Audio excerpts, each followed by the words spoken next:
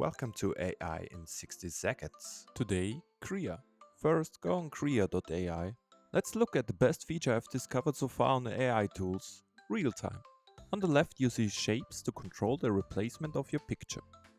On the bottom you got a prompt for background image generation.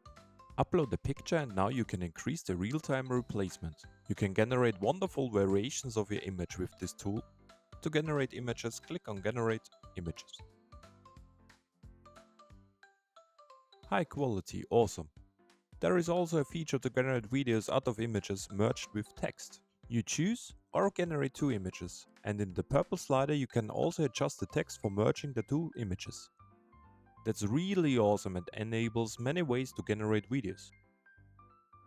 Last but not least, you can also enhance videos up to 2K for free. That was Krea.ai. See you in the next one.